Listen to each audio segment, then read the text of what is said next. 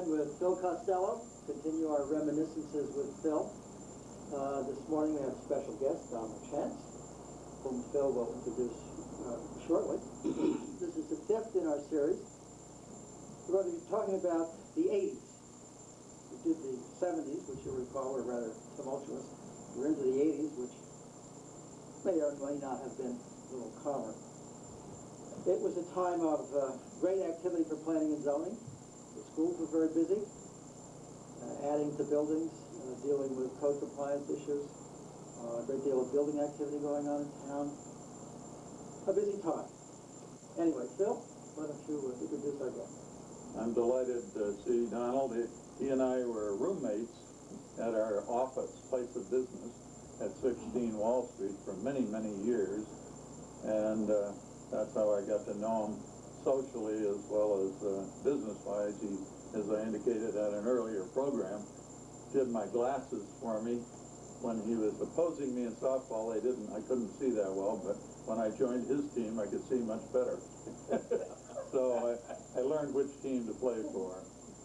In 1960, Don was chosen as Man of the Year by the Madison JCs, and he was Rotary for many, many years. I think you were president at one time, Donald, and a number of other things we'll talk about later, but we've shared more than 25 Christmas parties that we used to have every year, and when we got up to 25, I stopped doing additions to the poster, but I think we did 3 or 4 more after that. So, Donald, you were a selectman throughout the entire 80s. You lost an election to John Phillips in '79, but got on the board at that time. And then in '81 was your exciting victory over Peter Pardo when you became first selectman. So why don't you give us a very, very brief account of your memories of that occasion? Well, first of all, Phil, it's certainly a pleasure to be with you here. We've been friends for 50 years or more. And we've, like you said, we were roommates for about 35 years on 16 Wall Street, of which there were some very memorable, I use the word memorable, Christmas parties. And in those 35 years, I must say that Phil and I, although we come from different sides of the political fence, and that's about the only negative thing I can say about Phil, that he has a misguided sense of political thoughts, but anyway, we did get along for 35 years. Now, do you want me to start in the early 80s? That is, why don't you do that? Well, of course, as you mentioned, in 1980, John Phillips was the first selectman, and at that time, John started to have some preliminary discussions with the Connecticut Resource Recovery, which was to be a recovery plant in New Haven, if you remember that. My notes of the grand list was up $8.1 million, which goes to show the construction that was going on there, even in the 80s. The budget increase that year was 10.2%, which throughout the 80s, the budgets were always up 10, 12, 13%. It was just amazing. But one of the first issues that arose was, remember the Deepwood flood control project? How well I remember. Okay, were you involved? Oh yeah, I did all the easements when they decided to correct it with a big ditch down the north side and straighten out the river crossing, which flooded every time. Well, what had happened there is that when they put that development Deepwood, they put about 20 houses in there. And they had built up at a time of drought. And there was a little trickly brook in the back that the construction guy changed the path up so he could put his house in a neat road down Deepwood. Well, come 1980, the rains came, and then the brook went where it wanted to go, which was right across Deepwood Drive. Made a U-turn and settled at the end of the Deepwood. There must have been 3 feet of water at the cul-de-sac there. But do you remember, Costi, was that a Army Corps of Engineer job or not? No, not when it was built. But the federal government helped us correct the error by, in effect, returning the river to where it had been originally with a ditch that was much deeper. Yeah. But it still flooded the house at the bottom every year. I know. I mean, flooded. That was the builder's house he kept for himself. And that same year, we had flooding problems, which was not, I guess, that new, but Circle Beach used to flood all the time. Remember that guy? Yes, indeed. And we had a couple of heavy rainstorms, and it would wash out the road every time. And of course, the people petitioned us to do something about it. There's not much we could do because it's basically pretty low there. As I recall, Stu raised the road a couple feet and did something to it, but I'm not sure that it really solved the problem. And this, in 80 is when we started seriously negotiating with Guilford on the transfer station share, which was turned out to be well, we thought it was a pretty good deal because we were under, I believe, Cossie, state mandate to close our landfill, right? Yes, we were. Yeah. So we went to Guilford, and there was an agreement that we would share costs and maintenance 50-50. I think there might have been some kind of an agreement as to the percentage of garbage that we would put in there because of population. But and then this is one of the first times that Jack Davis has proposed for a 40-acre plan to develop a park there. It came out. Corporate park. Corporate park, yes. And That was on Cops Road? yes, on Cops Road, yeah. And Phil had something to do with that in the next year. That came in late in 80. So then also a plan to renovate the surf club, which I was not too much in favor of, but that came up about that time. The interesting thing in 1980, as they closed the census, the population was 13.9. That took care of most of 80, but I mean, I don't know, do you have any other things that happened in 80, Cossie, that... Yeah, I got kissed by Governor Grasso. Oh. She came down and did a talk. She gave a speech to the JC when they selected their Citizen of the Year, and I was the Toastmaster. So I remembered when I got thrown out of the legislature after Watergate, and we really got creamed, the Republicans. And I reminded the governor that she had a party reception at a Democrat's office, and she kissed all the Democrats that arrived, and she shook the hands of all of us Republicans. And I was teasing her, so I said, you know, Governor, we kind of felt shortchanged. She stands right up and planted one on me like you wouldn't believe. I got a standing ovation out of that one, I'll tell you.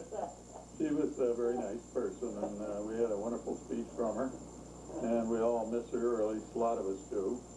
But that was quite an evening. When Phil's stint in the legislature, which always reminded me of one of the funniest things that happened between us, he used to, on the spur of the moment, say, why don't you come out to Hartford with me at the office, and if you got nothing to do, and of course, a lot of times, so I'll close the door. We were kind of free about closing the door. Yes. And he says, it's just a short bill, it won't take any more than an hour, so you can stay up in the Hawaiian room. Well, the Hawaiian room was up on the 3rd floor of the Capitol. Fifth floor, the very top floor. And it was, I guess funded, is the word, by the liquor industry. So you could sit up there and drink all you wanted. And you had to be in the legislature or right up there, yeah. The lobbyists. So he sits me up there about 10 o'clock in the morning. So that'll only be an hour. And an hour comes and he doesn't show up. He shows around 11. He says, you were having more trouble on the floor than I thought. So at that point, I'm kind of happy. So he must have left me there till about 4 o'clock in the afternoon. So now we want to go home, right? And he's running, you were running for the Senate. You're in was it the Senate? You're in the middle of the campaign of? Very likely, but yeah. Well, anyway. Once you get elected, you're always running. So he says, you don't mind if we stop in Portland? They're having a campaign committee for me. They're organizing the campaign, and they're going to put out posters or paper stuff. And I said, I don't mind, but you're not going to leave me in the car. I said. So, but you were town chairman of Madison. I was a Democratic town chairman at the time. So it's a Republican meeting. Yeah. So he introduced me as his friend, right? That was the end of the introduction, no titles or anything. So I sat there for about half an hour. Then I couldn't help but start throwing in my 2 cents. Well, I think you ought to advertise in the paper, over posters, and he didn't know what I was going to say next. And we left there without them knowing that I was a Democratic town committee chairman. Until one of our infamous parties, they showed up, remember? Right. Well, they loved your contribution. But that's the type of relationship that he and I had, I guess, over the years. So, let's go to 81. John Phillips announced that in '81 that he would not run again, which surprised a lot of people, I guess. He seemed to enjoy the job, but for some reason, one term was enough for him. And Clark Schroeder, who was the director of... Yeah, he announced his resignation, and John Bowers, young John Bowers, was appointed sanitarian, and he was a dedicated... is he still around? Yes, he is. When he first started, he built his own little lab there, so he could test, rather than send it out. In the basement of the building. Yeah, right, floor. yeah. Crawl down a hole. Yeah, and that's how dedicated he was. But at that point, the Cops Road Corporate Park comes about, and the planning zoning considers it and turns it down. Remember that first vote? Right, and I think people should remember that Jack Davis was the moving force behind this because he owned extra land right next to the school that he ran for psychologically damaged children up on Cops Road. So many people in Madison know Jack because he served the town for many years on the Board of Finance and so on. So anyway, throughout this whole struggle over the corporate park, Jack was a constant presence. Yeah. Well, that was Grove School right there. Grove School, yeah. And then towards the end of that year is when I was first elected. Phil mentioned that earlier, over Peter Pardo. And of course, Peter Pardo was a newcomer to town, and I think that had quite a bit to do with the fact that I won that election. That was pretty close. It was 77 votes, yeah. And some of the last actions in '81 is when the selectmen gave some kind of official recognition to the Battle for Madison Committee. Which we can talk about later, because that turned out to be a fun event in Madison for about 5 years. Now, beginning in '82, I don't know if you remember, Costa, that this gentleman came along and proposed what he called the East Shore Aquatic Recreation Center up on the rear part of the surf club property that really abuts Route 1. He was going to build a $4.4 million recreation center. He made it very enticing for the town. Townspeople could use it, but of course we would have had to cede the land to him, and that was quite controversial for a while. The selectmen did approve the renovation of the surf club, which was an amount of $312,000. And of course the vote from the selectmen was 4-1, which I previously announced that I was opposed to that. And a lot of people think that it was my fault that it was defeated, but that appropriation request was defeated at the Board of Finance, just for the record. And that year, '82, Milton Negus was appointed to replace John McGavin. And I think one of the nicest things that happened is that I think the Yale student built that gazebo at East Wharf that year. He did a nice job. I'm sure it's still standing. It looks better as it gets older, I think. It was... So do you. Yeah. I don't know that... Not much. That was a quiet year for me. I'm just looking through my notes. I don't have anything specially written down about '82. Isn't that when Dolly started pushing for the year-round opening? Oh, yeah. I went to court about the Dolly Madison many times, but originally the Dolly was only open legally for 3 months in the summertime, and then I kept pushing for longer years. So each time they had to get a variance, and they'd apply, and the neighbors would object, and we'd go to court, and the court usually approved first a 3-month extension, and then I went up to 9 months, and later on in that decade, they got the whole year, but it was a constant legal problem. Well, in 1983, there was another milestone. We appointed Dave Melillo as Youth Service Coordinator. Is Dave still with us? He's still with us. Yeah, things don't change that much. Hang on. That year, Leo Bonoff retired, the old master of the town clerk position. Another important thing, Garrity Industries decided to open up on New Road. They bought that... The extruder plant. Well, you see, there was a plant in between the extruder. Okay. Called, I think, Telemetrics. And they didn't last that long. But that wasn't it. You're right. That wasn't the extruder plant. They're still here, too. Yeah. Oh, Garrett. yeah. Well, I happened to work in a hardware store in part-time in New Hampshire, and we sell more Garrity flashlights than any other kind.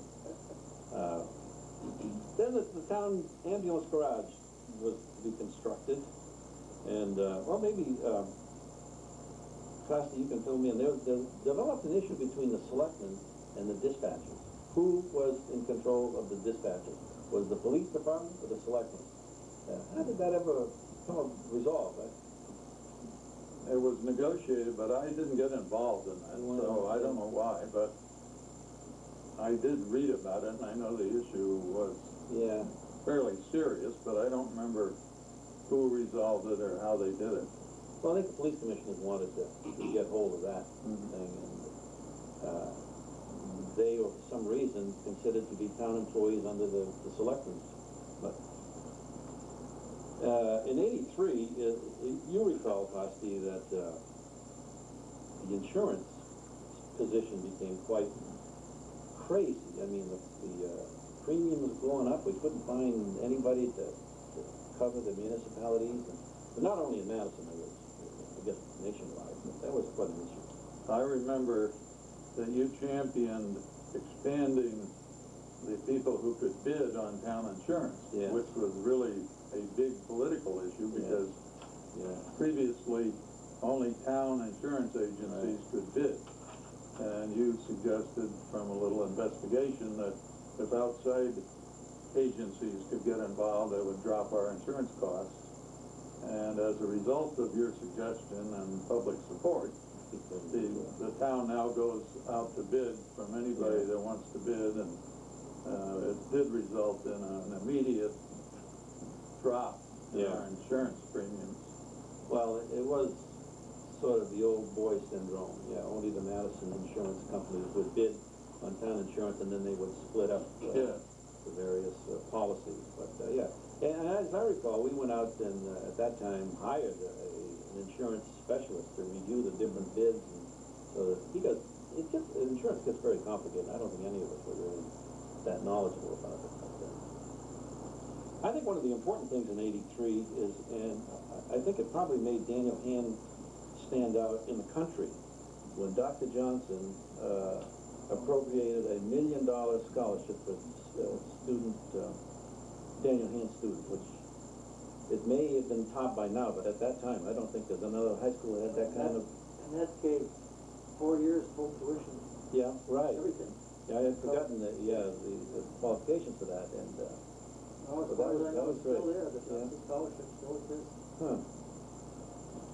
And then, of course, in '83, I was fortunate. I did win by a big margin.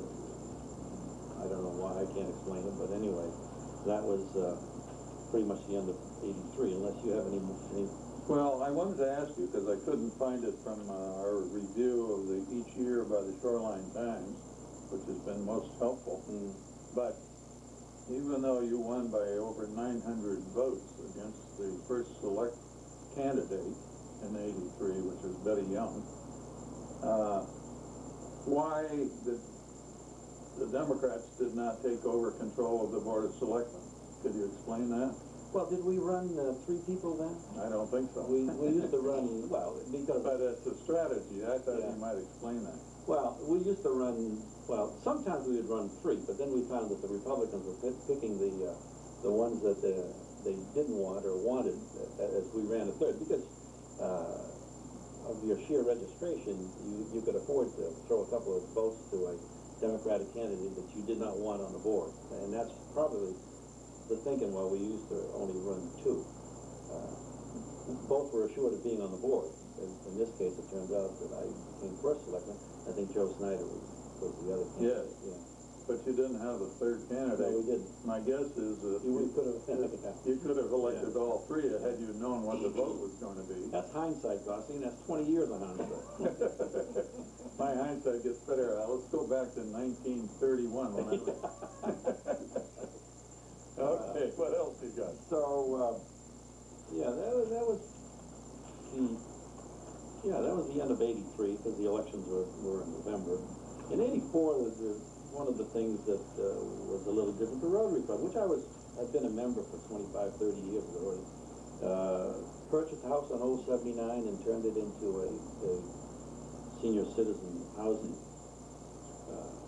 And that is no longer there, is it? Or No, no. but I remember visiting Franklin Bauer there for his birthday party, which That's right. the Rotary Club threw for him, and this was later, but I had dropped out of Rotary because I got a job in Hartford, which required me to be in Hartford every Thursday, which is Rotary Day in Madison, so I had to resign from Rotary. But Franklin was there, one of the first tenants that they were proud to have. And it was a big risk for the Rotary Club to invest all that money. And they lucked out, I guess I could say, but they finally sold it for a profit and redeemed all their money. And a lot of people benefited from the project. Just talking to Phil reminds me of how devious he can be. He was, his mother was in the convalescent home on the Guilford-Madison line. Right. And his mother's vision was not too good, right, Gosti? She was blind. Oh. That's because she didn't come to me. But anyway, every once in a while, Phil got tired of going in there because she would, I don't know. And he says, you know, Doc, my name was Doc then, it reverted back to Don back in New Hampshire. But he says, and your mother loved bananas, remember that? Oh, yes. I have a number of cartoons. He says, if you bring a bunch of bananas into my mother, she won't know that it's not Phil. You know, you just talk like Phil, and of course I went in there, and it didn't take her long to realize that I was not Phil, but she always used to say that Phil was her favorite child anyway, considering she only had one. Lucky for me.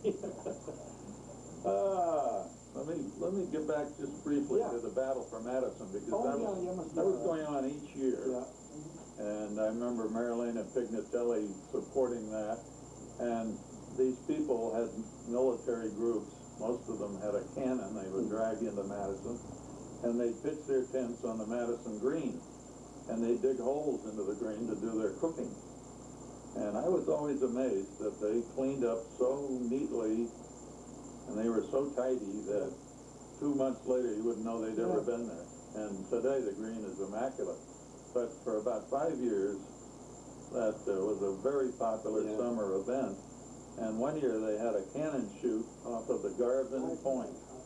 And I went down to see that, and they had 3 cannons set up there, and 2 big ones, and one slightly smaller that was manned by a female group. And they won the target shooting contest. Whatever target they had floating offshore, they hit it, and the other ones couldn't hit it. They just took a terrible ribbing for that, but it was fun to watch, and a great program for the town. Yeah, that was, And like many of them, 5 years burns out almost any good idea. One of the events of 82 that I always remember is the giant snowstorm in April that we got 9 inches, followed by the flood in June, which caused all that mess on Bradley Road, Custis Brook, and all well, of that. Dave Schaefer mad at me. I don't know. I didn't cause the rain, but his place was 2-3 feet underwater. Well, getting back to 84, and I served under, I don't know, maybe 8 different first selectmen. I think the one that I had the most respect for passed away that year in April, and that was George Coe. I thought the world of him. George Coe, wow, he was a uniter, not a divider. Which somebody used that before. But as I recall, George Coe was chairman of the Board of Finance for, I don't know, maybe 5 years. In those 5 years, I don't think there was ever anything but a unanimous vote. He was so adept at either picking his arguments that was quite convincing, and I always have a lot of respect for George Coe. As a matter of fact, I talked to him towards the end of the year, and I said, George, if you decide to run again, I'm not running, because I didn't want to run again. I thought that much of him. That year, they formed the North Side Parking Committee, Carson, remember, and who was the chairman, as he was in many other cases? That was Dick Goddard. I remember him well. Yes. Oh, then one of the biggest controversy that year.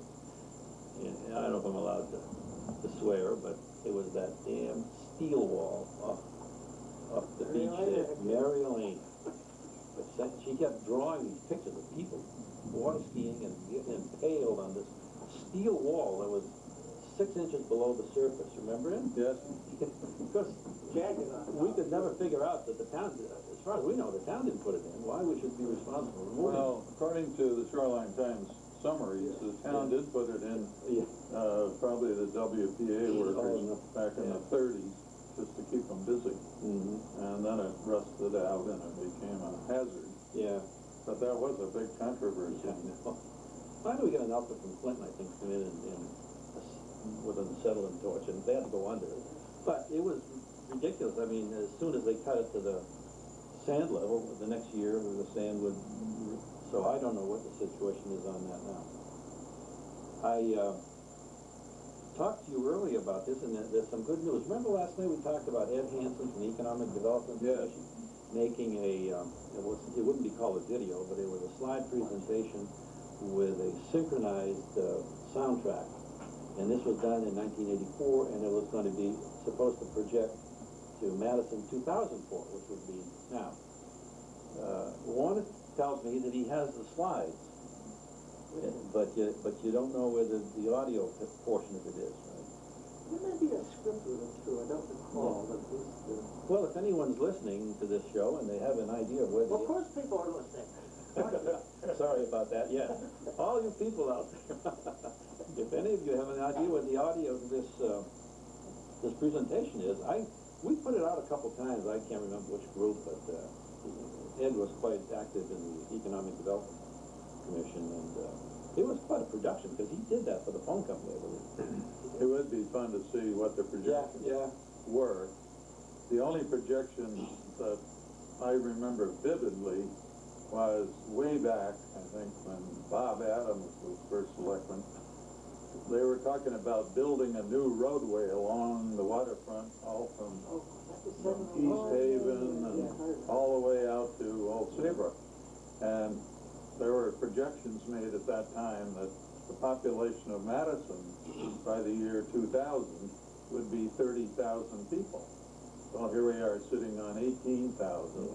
And of course, I claim that the lack of sewers has protected this town for all those years. And well, that was my decision, but a lot of other people have felt the same way.